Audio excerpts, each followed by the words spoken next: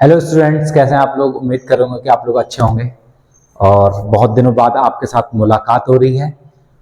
आज आपके लिए लाए हैं क्लास 12th का चैप्टर नंबर 3 मैट्रिक्स। बहुत इम्पोर्टेंट चैप्टर है और इम्पोर्टेंट के साथ साथ भाई ऐसा है कि 12th के लिए तो है ही इम्पोर्टेंट, 12th के अलावा आगे की क्लासेस के लिए भी, मतलब आगे कंपटीशन के लिए भी काफ़ी इम्पोर्टेंट है। तो चलो पहले कुछ इंट्रोडक्शन देख लेते हैं मैट्रिक्स के।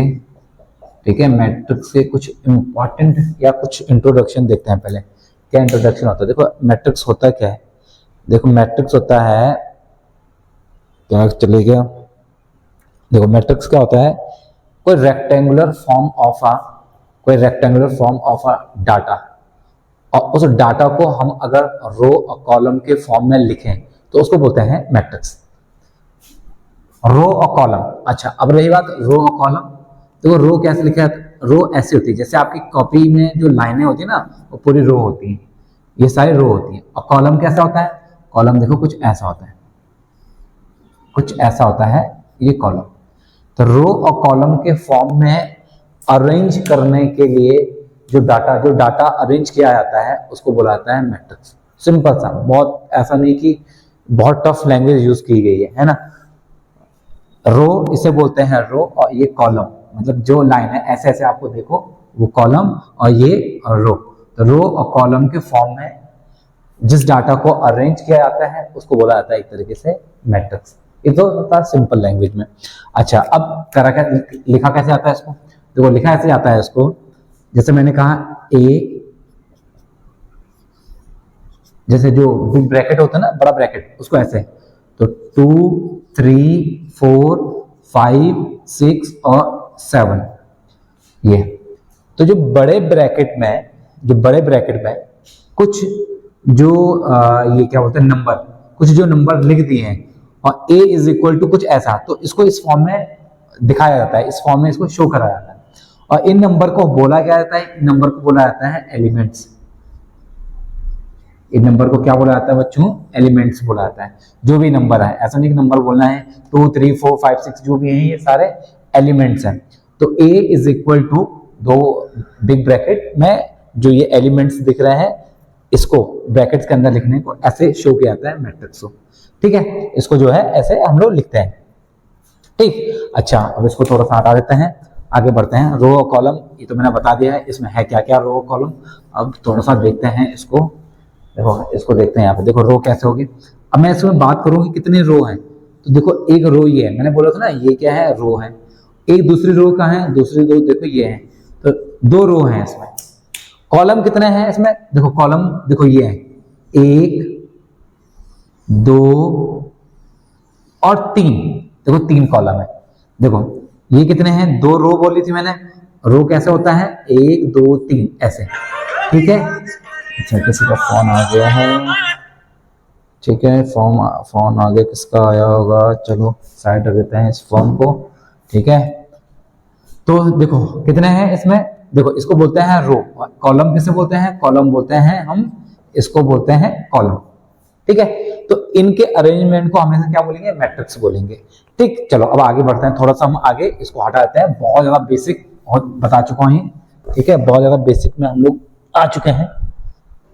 अब सुनो, अब रही बात, फिर से यहाँ पे थोड़ा सा और अच्छे से लिख देते हैं।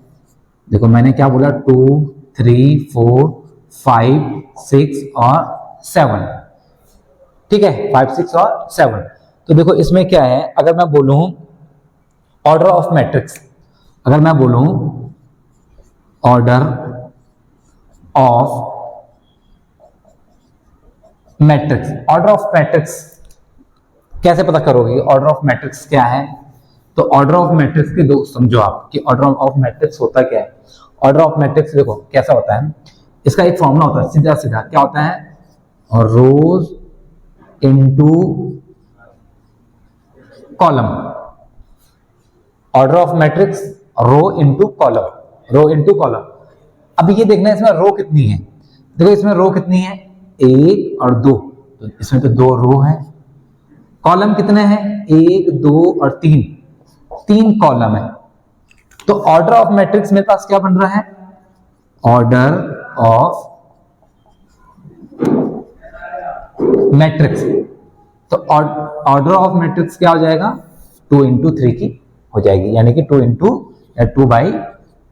देखो 2 रो है, पहले रो आता है फिर उसके बाद कॉलम आता है, तो 2/3 की क्या मिल जाएगी मेरे को, मैट्रिक्स मिल जाएगी। यहाँ पे order of matrix 2/3, order of matrix 2/3, तो रो इंटू कॉलम यानी कि रो इंटू कॉलम, बस ऐसे, ऐसा नहीं कि मल्टीप्लाई करके लिख देना आपको कि 2 इंटू 3 6, ऐसा नहीं करना है, तो 2 इंटू 3 इंटू 6 ऐसे नहीं, बस ऑर्डर ऑफ मैट्रिक्स 2/3 की है, हो सकता है 3/3 की बने, हो सकता है 3/2 की बने, पर फिलहाल हमें 2/3 की ऑर्डर ऑफ मैट्रिक्स मिल चुकी है। ठीक, अब नंबर ऑफ एलिमेंट्स की बात करते हैं इसी में, कि number of elements, number of elements के बारे में पता करते हैं कि नंबर ऑफ एलिमेंट्स। अब देखो नंबर ऑफ एलिमेंट्स का भी क्या सेम वही चीज यूज करना आपको कि भैया row into column, number of elements. अब एलिमेंट्स देखो ऐसे काउंट करके लिखोगे तो तुम कितने हैं, 1 2 3 4 5 6, तो अच्छा, तो अब आपको अगर डायरेक्ट ऐसे नहीं करना है, ऐसे करोगे तो आपको ना मार्क्स नहीं मिलेंगे एक तरीके से, आपको पूरा पूरा प्रॉपर करके वो करो क्या, कि रो कितनी है, रो मेरे पास भैया 2 है, कॉलम कितने हैं मेरे पास, कॉलम मेरे पास 3 है, तो नंबर ऑफ एलिमेंट्स मेरे पास कितना जाएगा 6, तो नंबर ऑफ एलिमेंट्स मेरे पास कितना आ जाएगा 6 आएंगे। तो अब देखो काउंट करना चाहो तो 1 2 3 4 5 6, तो काउंट करके नहीं लिखना डायरेक्ट, आपको क्या करना है, नंबर ऑफ एलिमेंट्स अगर पूछेंगे तो रो इंटू कॉलम लिख देना है, रो 2 है कॉलम 3 है, तो 2 इंटू 3 यानी कि 6, तो इस मैट्रिक्स में कितने एलिमेंट्स हैं 6 हैं। ऑर्डर ऑफ मैट्रिक्स कितनी है 2/3 की है, 2/3, 2 रो और 3 कॉलम, और नंबर ऑफ एलिमेंट्स कितना है 6 है, तो 2 इंटू 3 यानी कि 6 हमें मिल गएंगे। ठीक है, सो इसको नोट करो।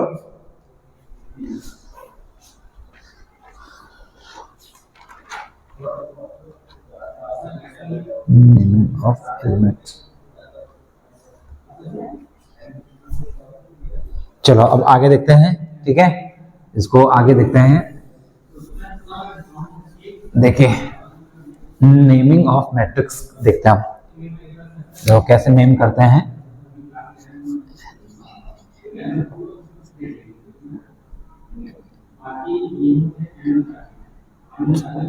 यार ये हाथ में क्या हो गया,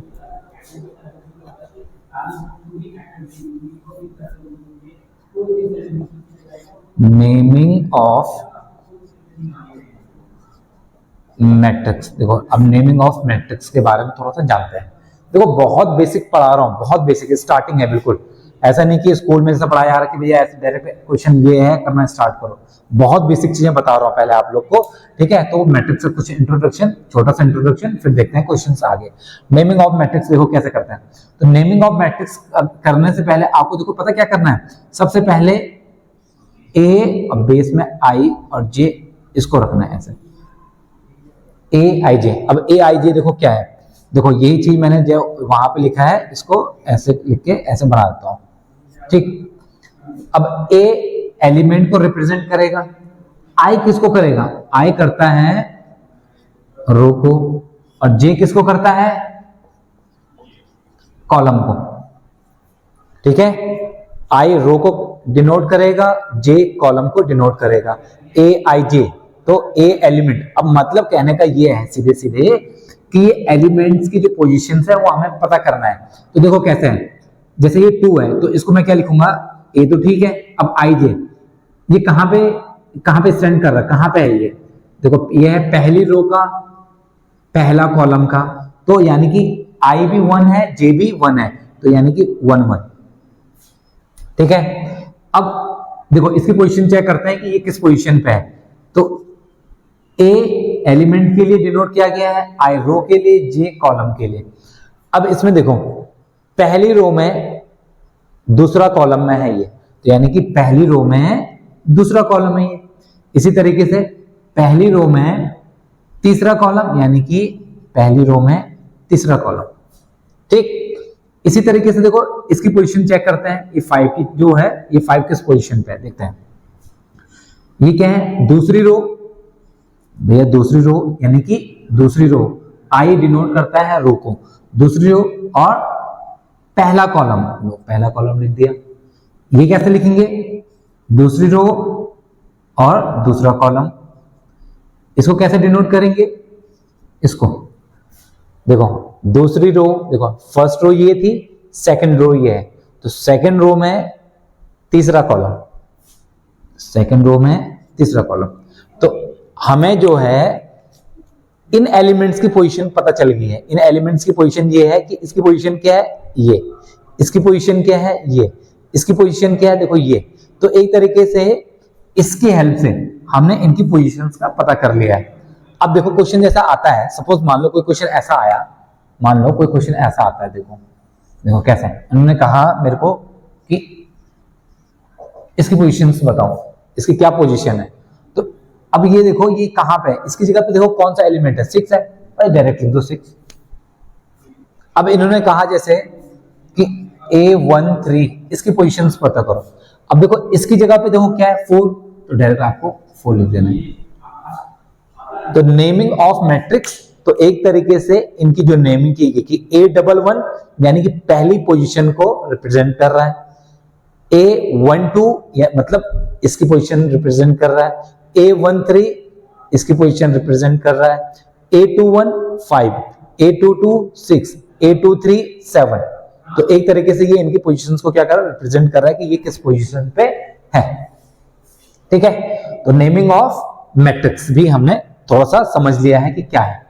ठीक है, नेमिंग ऑफ मैट्रिक्स भी हमने थोड़ा सा समझ लिया, तो थोड़ा सा आगे बढ़ते हैं। ठीक है, देखो कुछ बेसिक चीजें अगर आप लोग को आ गई ना, तो क्वेश्चंस को करने में प्रॉब्लम तो होगी, पर बहुत ज्यादा प्रॉब्लम नहीं होगी। ठीक है ना, हल्की फुल्की प्रॉब्लम हो सकती है, और वो प्रॉब्लम भी कैसे दूर होगी, प्रैक्टिस करने के बाद। ठीक, तो अब आते हैं आगे, थोड़ा सा बढ़ते हैं। ये तो बहुत बेसिक चीजें बता दी मैंने, देखो ये तो बहुत बेसिक चीजें बता दी हैं। ठीक है, अब स्टार्ट करते हैं यहां पे types of matrix, types of matrix. चलो पहले देखते हैं कॉलम मैट्रिक्स होता क्या।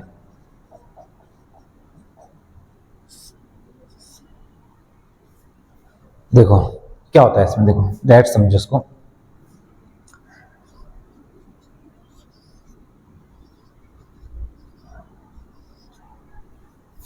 कॉलम मैट्रिक्स, सीधे सीधे देखो कॉलम मैट्रिक्स। अब बताओ इसमें कितनी रो है और कितनी कॉलम है। देखो अगर मैं रो की बात करूं, 1 2 3, भैया 3 रो है। कितने कॉलम है, कॉलम कॉलम एक ही है। तो देखो यहाँ पे 1 आ रहा है ना, यहीं पे 1 आना चाहिए। तो 3 into 1 हो सकता है, 4 into 1 हो सकता है, 5 into 1 की मैट्रिक्स बन जाए, यानी कि 5/1, 4/1, 3/1, 2/1। तो यानी कि इस मैट्रिक्स को जो बोला जाता है कॉलम मैट्रिक्स बोला जाता है। इस मैट्रिक्स का नाम देखो, इसमें क्या रहेगा, तुम्हारे पास एक ही कॉलम है और लिखा इसको जाता है 3/1। तो एक ही जो है कॉलम है, तो इसको बोलेंगे कॉलम मैट्रिक्स। ठीक है, चलो दूसरा देखते हैं, रो मैट्रिक्स। रो मैट्रिक्स, देखो रो मैट्रिक्स में क्या होगा, जस्ट इसका उल्टा कर दो। इसका उल्टा कैसे, 2 3 4। अब इसमें बताओ रो कितनी है, भैया एक ही तो रो दिख रही है। बताया था ना रो क्या होती है, देखो ऐसे, जैसे आपके अगर ध्यान ना रहे रो क्या है, तो आप अपनी जो कॉपी ना, कॉपी में जो लाइनें हैं ना, उन लाइन को बोलते हैं रो। तो कितने की मैट्रिक्स बन रही है इसमें, एक रो है। कॉलम कितने हैं, 1 2 3, तो 1/3 की मैट्रिक्स बन रही है इसमें। 1/3 का मतलब अगर 1 पहले 3 बाद में आ गया, 1 आ गया, तो यानी कि रो मैट्रिक्स बन रही है। कॉलम मैट्रिक्स में क्या है, 3/1, 3 into 1, 3/1, 1 बाद में 3 1 आ गया, तो उसको क्या बोलते हैं, कॉलम मैट्रिक्स बोलते हैं। ठीक है, तो आगे देखते हैं थोड़ा सा। अच्छा,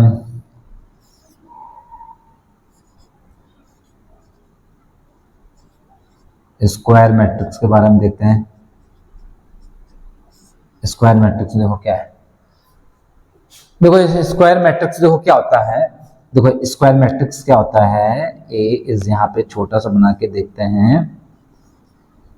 अब मैंने लिखा यहाँ पे 2 3 4 और 5। अब बताओ इसमें कितने रो हैं कितने कॉलम है। देखो रो कितने हैं, 1 2, भाई 2 तो रो हैं इसमें। कॉलम कितने हैं, 1 और 2, यानी कि इसमें कॉलम भी 2 है, यानी कि 2 बाई 2 की मैट्रिक्स बन रही है। मतलब रो भी 2 हैं और कॉलम भी 2 हैं। अगर रो और कॉलम अगर दोनों इक्वल हैं तो दोनों इक्वल में क्या बोलेंगे इसको, उसको बोलेंगे हम स्क्वायर मैट्रिक्स बोलेंगे। ठीक है, इसको हम बोलेंगे स्क्वायर मैट्रिक्स। अब ऐसा नहीं कि 2 बाई 2 की बन गई, तो हो सकता है ये 2 बाई 2 की बने, हो सकता है 3 बाई 3 की बने, हो सकता है 4 बाई 4 की बने। ठीक है, ऐसा कुछ भी बन सकता है। 2 बाई 2, 3 बाई 3, 4 बाई 4, इसको बोलते हैं स्क्वायर मैट्रिक्स। मतलब रो और कॉलम दोनों आपके अगर सेम है, इक्वल है, तो उसको बोलेंगे हम स्क्वायर मैट्रिक्स। ठीक है, ऐसा नहीं कि मैंने बना दिया यहाँ पे 2 इंटू 2, तो बस आपको लगता है कि सर 2 बाई 2 की बनेगा। हो सकता है 3 बाई 3 की बने, हो सकता है 4 बाई 4। ऑर्डर ऑफ मैट्रिक्स में क्या है, आपका रो और कॉलम दोनों इक्वल अगर हैं तो इसको आप बोलेंगे स्क्वायर मैट्रिक्स। ठीक है, तो इसको हटाते हैं, इसके आगे बढ़ते हैं।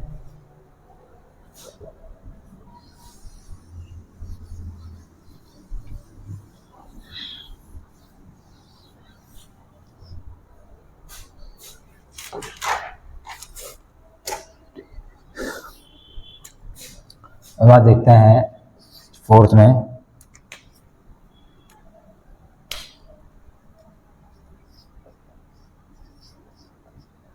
Diagonal matrix. देखो डायगोनल मैट्रिक्स क्या होते हैं। देखो डायगोनल मैट्रिक्स में क्या होगा बेटे, ये समझो सीधे सीधे। डायगोनल तो सभी को पता है होता है क्या है, ठीक है, ये तो बहुत बताने की जरूरत नहीं।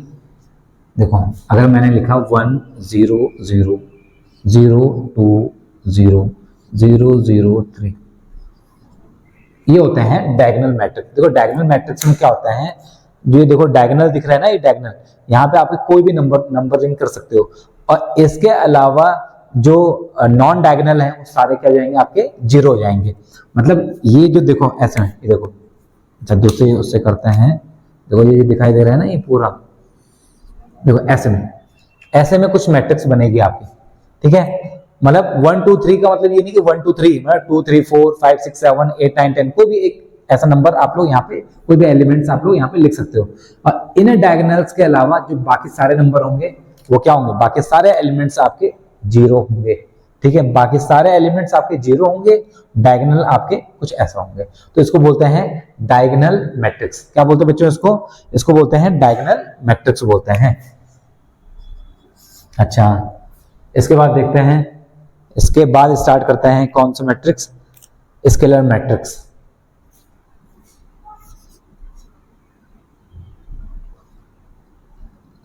अरे यार ये कपड़े की जरूरत पड़ रही काम है।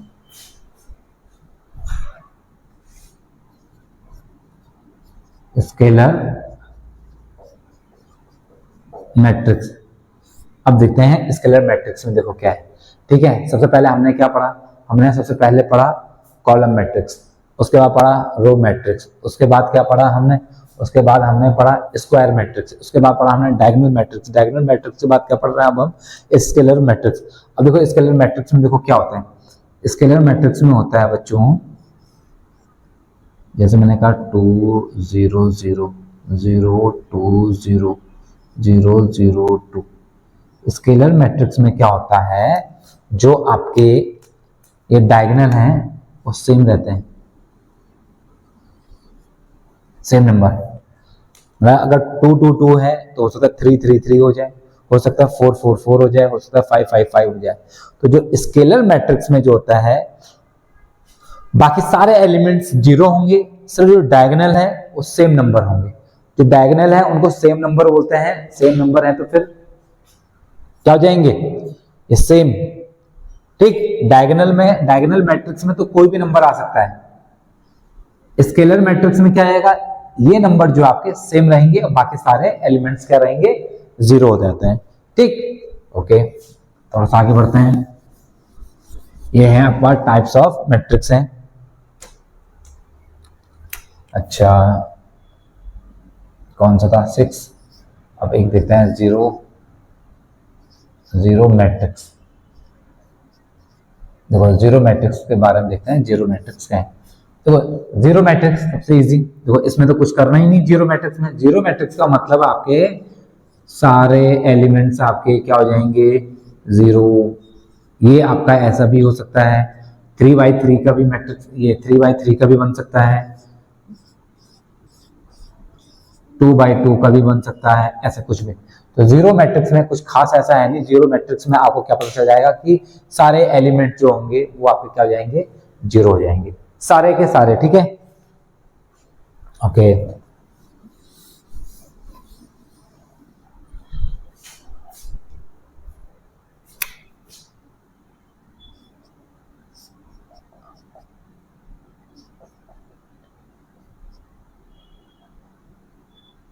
या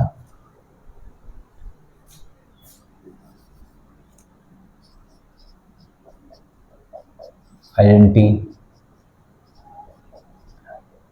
मैट्रिक्स थोड़ा सा इंपॉर्टेंट, आइडेंटिटी मैट्रिक्स में थोड़ा सा इंपॉर्टेंट क्या है, देखो थोड़ा सा इंपॉर्टेंट क्या होता है इसमें। देखो ये मैट्रिक्स ऐसे बनती है कुछ 1 0 0 0 1 0 0 0 1। और इस ऐसे में जो मैट्रिक्स बनेगी 1 के फॉर्म में, उसको हम लोग बोलते हैं आई। ठीक है, अब ये मैट्रिक्स ऐसे भी बन सकती है, या यानी कि 3 by 3 की भी मैट्रिक्स बन सकती है। अगर हम बनाना चाहें तो 2 by 2 की भी मैट्रिक्स बन सकती है। मतलब इस तरीके से, मतलब जो 2 by 2 की बने, 3 by 3 की बने, 4 by 4 की बने। तो कहने का मतलब जो है, यहाँ पे जो नंबरिंग जो डायगोनल होंगे वो सिर्फ 1 होंगे, 1 1 1 1, और बाकी जितने भी नॉन डायगोनल हैं वो सारे क्या हो जाएंगे, जीरो हो जाएंगे। ठीक है, तो आइडेंटिटी मैट्रिक्स ये काफी यूज होगी क्वेश्चंस में आपके, तो इसको आई से भी कहीं पे अगर आई का यूज किया गया है, आई, तो जहां पे आपको आई समझ में आया तो इसका मतलब आपके पास ऐसी कुछ मैट्रिक्स दिखेगी। जहां पे भी आई की बात होगी, इसका मतलब आइडेंटिटी मैट्रिक्स की बात चल रही है। ठीक है, तो इसको नोट करो पहले आप लोग। ओके, तो टाइप्स ऑफ मैट्रिक्स भी हो गए। तो इस इंट्रोडक्शन में हमने थोड़ा सा पढ़ा, क्या पढ़ा, ऑर्डर ऑफ मैट्रिक्स के बारे में, नंबर ऑफ एलिमेंट्स के बारे में, नेमिंग हमने थोड़ा सा करी कि मैट्रिक्स की नेमिंग कैसे करते हैं, टाइप्स ऑफ मैट्रिक्स के बारे में पढ़ा। थोड़ा सा बेसिक है, इसको आप लोग थोड़ा सा करो, 1-2 बार जरूर देखो। फिर जो नेक्स्ट वीडियो है उसमें हम लोग लाते हैं जो एक्सरसाइज है उसे क्वेश्चंस करना स्टार्ट करते हैं। सो मिलते हैं नेक्स्ट वीडियो में, नेक्स्ट एक्सरसाइज, फर्स्ट चैप्टर 3 की पहली एक्सरसाइज नेक्स्ट वीडियो में मिलते हैं। ठीक है।